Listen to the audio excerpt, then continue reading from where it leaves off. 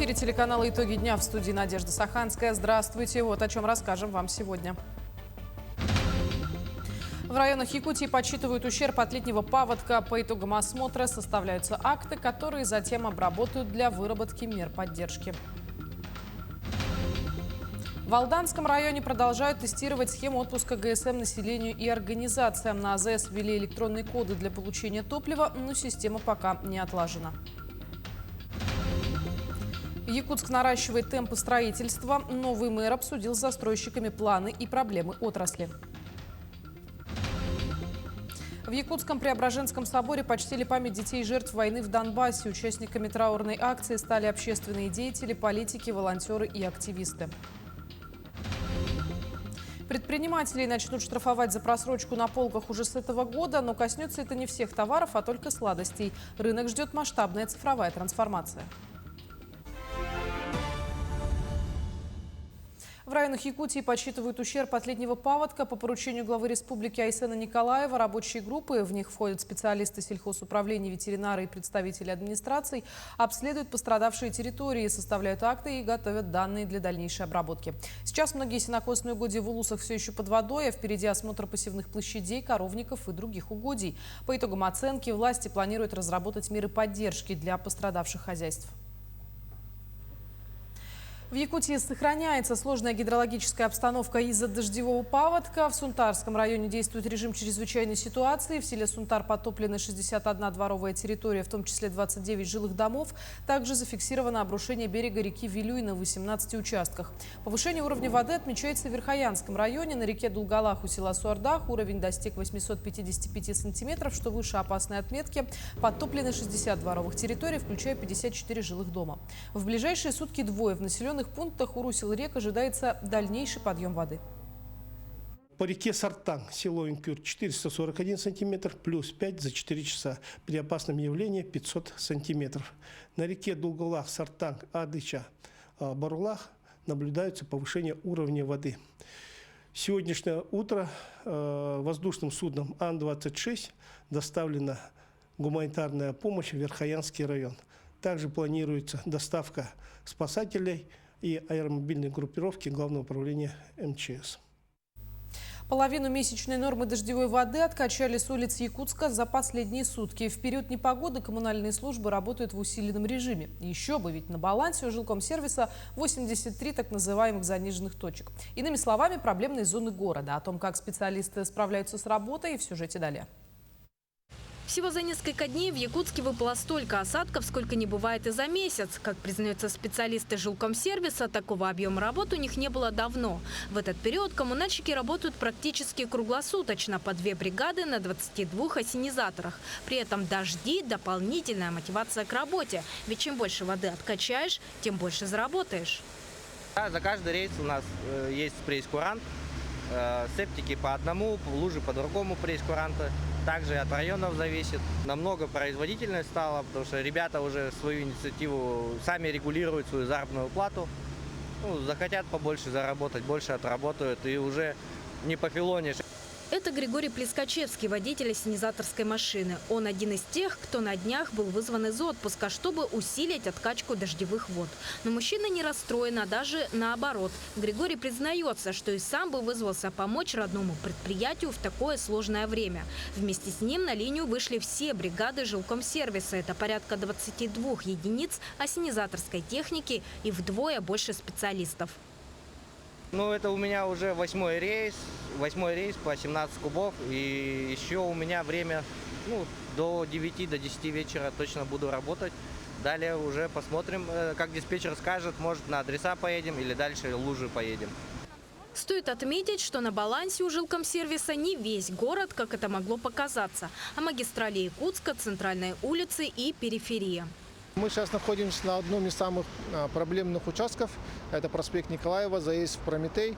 Здесь в 3 раза за последние сутки была собрана лужа, но тем не менее с дворовых территорий вода поступает на заниженные точки. И, соответственно, сейчас уже машина в 4-й раз будет собирать тут лужу. Всего коммунальщики обслуживают 83 такие точки. Что касаемо дворовых территорий, то здесь лучше сразу обращаться в ЕДДС, отмечает Спиридонов. Диспетчеры сами выяснят, какие именно специалисты прикреплены к этому району и направят их на устранение проблемы. Сарглана Неустроева, Семен Семенов, Якутск. На участке трассы Яна в Тампонском районе запретили движение. Проезд закрыт для всех видов транспорта в связи с поднятием уровня воды на реках Хулах и Куранах, а также разрушением проезжей части на участках 181 и 183 километры. На трассе Колыма также закрыт проезд от Теплого Ключа до Уснеры. Причиной стали сильный дождь, сход селевых масс и размыв нескольких участков дороги. Водители просят учитывать ограничения при планировании поездок. А вот в Алданском районе продолжаются эксперименты по отпуску ГСМ населению и организациям. В конце прошлой недели на АЗС «Саханефтегазсбыт» были введены электронные коды на получение топлива. Однако система еще не прошла обкатку. Есть сбой, что послужило причиной переиграть правила. Подробности у Руслана Павлова.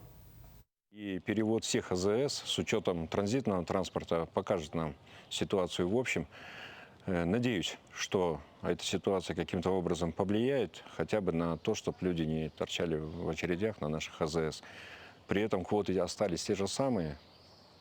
Электронные коды на получение топлива на АЗС в Алданском районе ввели на прошлой неделе, и мера была призвана систематизировать отпуск ГСМ и избавиться от очередей на заправках. Несколько дней обкатки, и жизнь показала, что система несовершенна и требует серьезной доработки. Срез общественного мнения, за которым следят соцсети, тому подтверждение. Многие автовладельцы просто не успевают натыкать себе заветную квадратную спиральку. В связи с этим власти приняли решение вернуть в оборот живую очередь за топливом на заправке АЗС-54. Теперь здесь топливо по очереди, а на южном выезде из города по QR-кодам.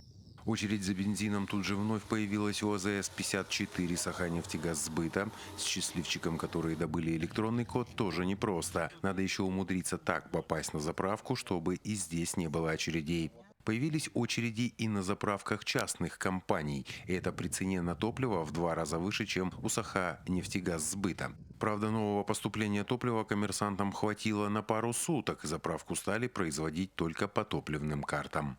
Выработаны планы работ по заправке автотранспорта, спецтехники, автобусов, чтобы недопущение срывов маршрутных перевозок, вывозной канализации, твердых коммунальных отходов. Да, есть кое-какие моменты, потому что формируется непосредственно каждый вечер список, потому что лимиты на данный момент ограничены. Главная причина ажиотажа – жесткие лимиты на ГСМ. Они плавают изо дня в день, но сильно не увеличиваются при сумасшедшем спросе. Как говорят источники, близкие к Томодской нефтебазе, топливо поступает на склад и хранилища уже почти под завязку. Впрочем, на нефтебазе воздерживаются от комментариев. Руслан Павлов из Алдана. Мы следим за развитием событий. Мэр Якутска Дмитрий Садовников встретился с застройщиками и обсудил темпы жилищного строительства. В этом году в столице республики планируется ввести более 258 тысяч квадратных метров многоквартирного жилья и еще 150 тысяч квадратных метров индивидуальных домов. При этом прогнозы допускают как перенос сроков сдачи отдельных объектов, так и ввод новых, ранее не запланированных. На сегодняшний день в Якутске уже введено в эксплуатацию 251 тысяча квадратных метров жилья. Также в ходе встречи застройщики озвучили мэру существующие проблемы и внесли предложения, которые помогут повысить эффективность работы строительной отрасли. Впервые встретился со строительным комплексом, который работает на территории города. Согласно информации, из 400 объектов, которые строятся на территории республики, 140 объектов – это объекты, которые строятся на территории города Якутска. У меня разделения нету, что объект этот заказчик является республиканской или другие структуры. Все объекты, которые строятся на территории города Якутска, мы должны максимально помогать строителям. Безработные и граждане, ищущие работу и желающие переехать за пределы своего региона либо в другие населенные пункты республики, могут получить единовременную выплату в рамках программы стимулирования трудовой мобильности. Программа действует с 2011 года. В этом году на ее реализацию из государственного бюджета предусмотрено около 340 тысяч рублей. В 2025 году финансовую поддержку получили 14 граждан. Средства направлены на оплату проезда к месту работы, суточные расходы для членов семьи, а также на аренду жилья. Согласно федеральному закону о занятости населения Российской Федерации, участниками государственной меры поддержки по стимулированию трудовой мобильности могут стать граждане, ищущие работу, и безработные граждане. Переезд для временного трудоустройства, то есть это гражданин переезжает в другую местность на время выполнения работ по своей профессии и квалификации. Переселение на новое место жительства – это гражданин совместно с членами семьи переселяется в другой регион для постоянного проживания и работы. Если гражданин переезжает с города Москвы до сюда, то есть, соответственно, оплачивается билет с Москвы до Якутска и, соответственно, аренда найма жилья. Приближается последний месяц лета, который принесет жителям страны целый ряд важных изменений. Новые правила коснутся начисления пенсий, прозрачности коммунальных платежей, порядка уплаты налогов и поддержки тех, кто работает на себя. О том, кому добавят денег автоматически и к чему готовиться самозанятым, расскажем далее. Начнем с пенсионных изменений, которые социальный фонд проведет 1 августа автоматически. Выплаты вырастут у работающих пенсионеров. Прибавка за счет взносов за прошлый год составит до 470 рублей. Кроме того, в 2 раза, то есть почти до 19 200 рублей, вырастет фиксированная часть пенсии для тех, кому в июле исполнилось 80 лет, и для инвалидов первой группы. Накопительные пенсии тоже повысятся, в среднем на 17,3%, а для тех, кто копил сам, например, через программу софинансирования, прибавка составит 19,3%. Никаких документов приносить не нужно, все произойдет без участия пенсионеров. Еще один блок коснется платежей за квартиру. С 1 августа следить за имущественными налогами станет проще. Уведомления за прошлый год начнут приходить в электронном виде прямо на портал госуслуг. Оплатить их нужно до 1 декабря. При этом бумажные квитанции по-прежнему будут приходить на почту. Изменения коснутся и квитанций ЖКХ. Они станут понятнее. Теперь плату за содержание общего имущества и текущий ремонт управляющие компании обязаны прописывать отдельными строками. Сами платежи должны присылать строго до 5 числа, а оплатить их нужно до 15 числа следующего месяца. Но главное нововведение в этой сфере – это автоматический перерасчет за некачественные услуги. Если в доме отключали горячую воду или отопление, управляющая компания теперь обязана сама вернуть деньги за дни простоя. Писать заявление и доказывать факт нарушения жильцам больше не придется.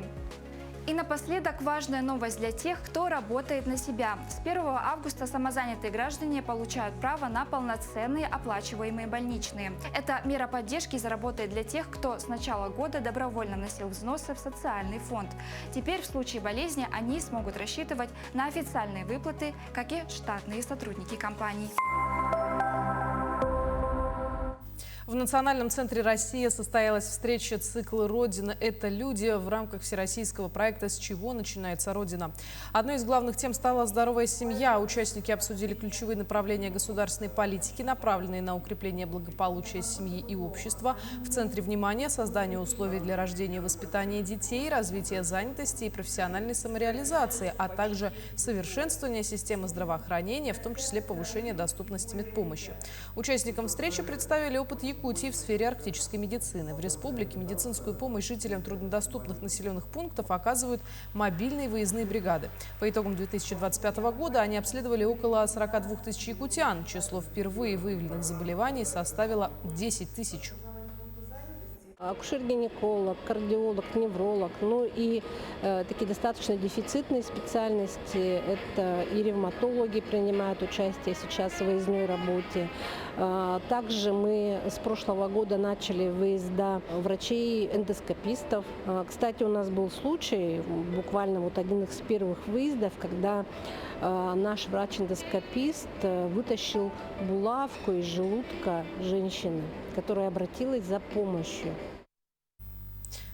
По линии Министерства образования и науки Якутии продолжается работа по оказанию 11 мер поддержки семьям участников СВО. От родительской платы за осмотр и уход в детских садах освобождена 2571 семья. Еще 8 семей воспользовались правом первоочередного зачисления детей в группы круглосуточного пребывания. Преимущественным правом перевода ребенка в детский сад, расположенный ближе к месту жительства, воспользовались 43 семьи. Для детей школьного возраста предоставлено 2586 путевок в организации отдыха, оздоровления и санаторно-курортного лечения. Кроме того, 27 семей воспользовались преимущественным правом перевода детей в школы, расположенные ближе к месту пребывания. Свыше 390 детей зачислены в первоочередном порядке в группы продленного дня в организациях, реализующие образовательные программы начального, основного и среднего общего образования. 610 семей освобождены от платы, взимаемой с родителей за осуществление присмотра и ухода за детьми в группах продленного дня в образовательных организациях. 3344 детям оказана мера по бесплатному посещению занятий по дополнительным общеобразовательным программам. В Якутском Преображенском соборе почтили память детей жертв войны в Донбассе. Участниками траурной акции стали общественные деятели, политики, волонтеры и активисты. Скорбная дата была установлена 4 года назад в память о детях и подростках, погибших в регионе с 2014 года из-за боевых действий. С тех пор, как отметил заместитель министра по делам молодежи республики Александр Максимов, список жертв украинской агрессии многократно увеличился. В ходе акции ее участники заслушали заупокойную литию, а после произнесли имена погибших детей вслух. Предприниматели начнут штрафовать за просрочку на полках уже с этого года, но коснется это не всех товаров, а только сладостей. Рынок ждет масштабная цифровая трансформация. Маркировка «Честный знак» для кондитерки вводится в 3 этапа. Как это будет работать, расскажет Дарья Короленкова.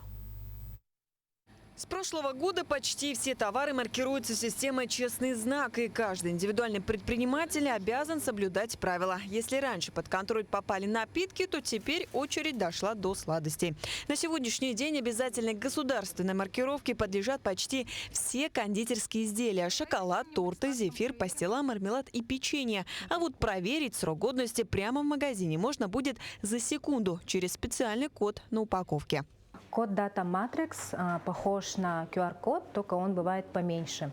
То есть, просканировав этот код через приложение «Честный знак», потребитель получает всю необходимую информацию, срок годности, производителя, когда он был произведен и все необходимые документы, сертификаты.